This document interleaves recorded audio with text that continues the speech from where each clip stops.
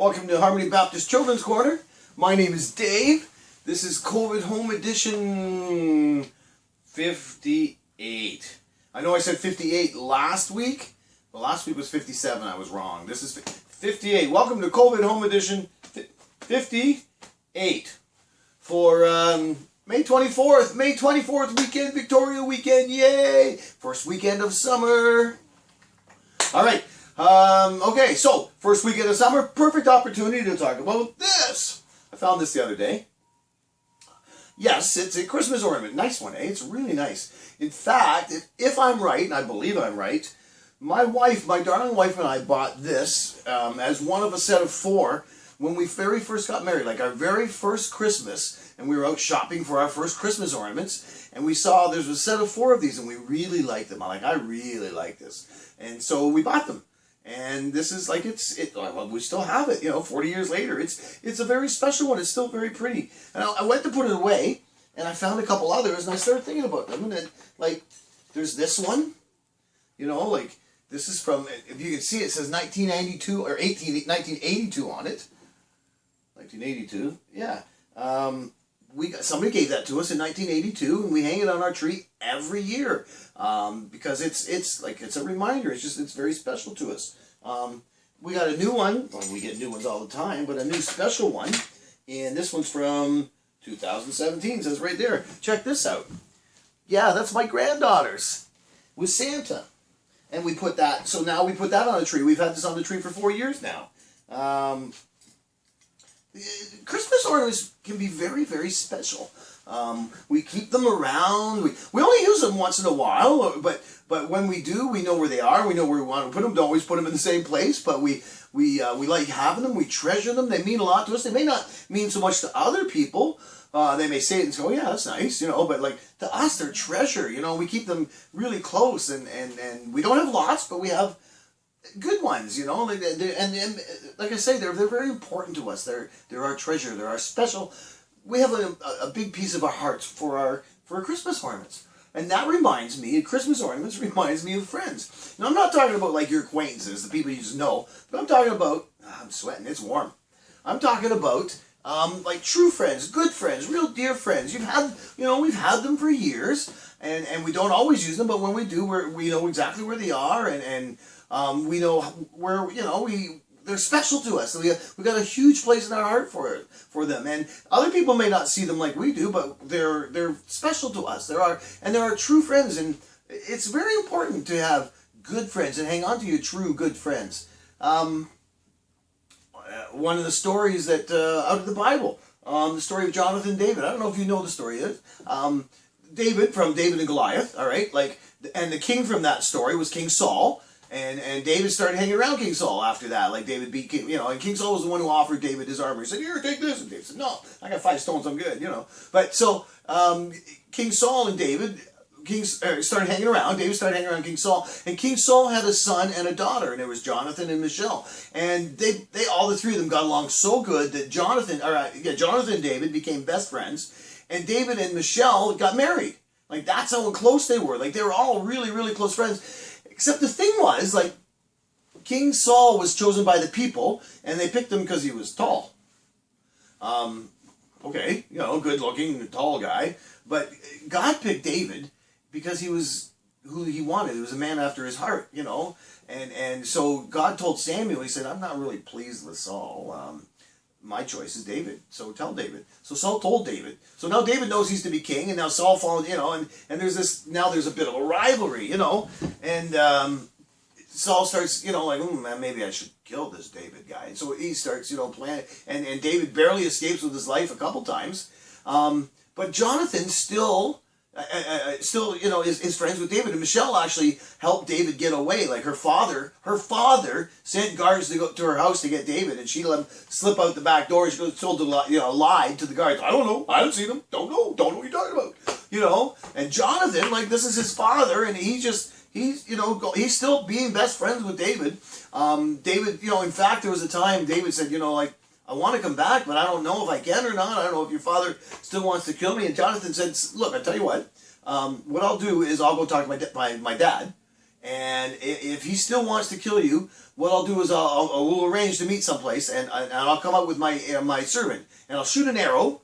And if I shoot it out there, and you be hidden, we'll arrange to meet, and you be hidden. And when I shoot the arrow, if my father still wants to kill you, I'll sell to the servant. I'll say, you need to go farther. You need to go farther, and that will mean to you that you need to go away. You need to farther away because my father still wants to kill you. But if I say to my servant, come back, you need to come back closer, that means it's okay. You can come back. My father has forgiven you. And if we know the story, then Jonathan did go to his father, and his father got so upset he threw a spear at Jonathan, almost killed Jonathan. So Jonathan knew, like, David's never coming back. It's just not going to happen. He's going to have to stay in hiding. So he goes to tell him this story. In fact, today we're going to have a play. I'm going to play the part of Jonathan and his servant and David. It's a one-man, three-person play. All right? This will be good. Ready? Okay, so this is where Jonathan and his servant first get out there. Jonathan gets his arrow and he goes, all right? That's where we are. Pick up the story there. Now, my servant, run out and fetch my arrow. Why? Why? Yeah, why should I go and fetch that arrow? Because I'm the prince, and I said so. Yeah, but what do you care about one little arrow? You're the prince. You can do whatever you want. We have to keep the kingdom tidy. We can't just shoot arrows anywhere. So then why'd you shoot that one? That's none of your business. Just go and get my arrow. You got a whole quiver full of arrows here. What's the matter if you got 19 or 20? Just go get my arrow. Okay. But I really think that if you want your arrow, you should go get it yourself. But okay. And then the servant goes to the arrow. And David sneaks in. David was hiding and David sneaks in. Hello, David, my friend. Jonathan, I saw you shoot your arrow. Yes, just as I promised. So it's true? Your father plans to kill me? I'm afraid so. I'm sorry. I wish I was wrong about him. I wish you were wrong too. You're a good friend, Jonathan. I won't ever forget that, or the promise that I made you. I will always remember your family, and I will never forget your kindness. You could have handed me over to your father. You could have thrown me in the dungeon. You could have had me killed. But instead, you vowed to protect me. Yeah, about that vow, David. I've decided not to keep it. What? Yeah, I know we've been friends for a long time, and I know we promised to be friends first, but this is a throne we're talking about, right? Like, I'm the prince. I'm supposed to be king. But the prophet Samuel said the Lord wanted me to be king. Yeah, but are we really sure that Samuel got the right guy? I mean, come on, you're not a prince. You're a shepherd. I mean, you always kind of smell like sheep. What? Sorry, Dave, it's true. I mean, everyone knows it. All the guys call you Goat Boy. Goat Boy? Yeah, I'm really sorry, David, but put yourself in my shoes. I mean, wouldn't you want to protect your throne and your family? I'd stay loyal to my friend. I made a vow to protect my family, and you know I would have protected your family, and you know I would have kept it. Do I know that? Yes! If I died in battle, how do I know that you'd really take care of my kids? They'd be a threat to you, the same as you're a threat to me, so why should you care for them? Because we're friends and I made a vow. I'm sorry, David. It's nothing personal. I really did mean all those promises I made when I said them. I just got to thinking, I realized I'm the prince. I want to be king. And if that means I've got to hand you over to my dad, well, that's the way it's got to be. So I'm going to get my sword out. Come on, let's go. So that's it. You're just going to throw me under the bus. Turn your back on a friend. Pretty much, yeah. Then the servant runs in with his arrow. The servant says, Sir, I've got your arrow. Oh, okay, thanks. And as he reaches this way, David takes off. Now, if you know the story, you know that's not true at all. That's not what happened. What happened was Jonathan said, even though I'm the prince and I'm due to be king, my friendship with you is more valuable to me. Your vow to me to keep my family, I accept that. And I vow to you to never chase you and to hunt you down. And I vow to help you and protect you. Their friendship was stronger than family, and that's a lot. Like I know last week I talked about how important family is, and they are. But if you've got a friendship with somebody that you're willing to turn your back on family, that must be a really, really important friend.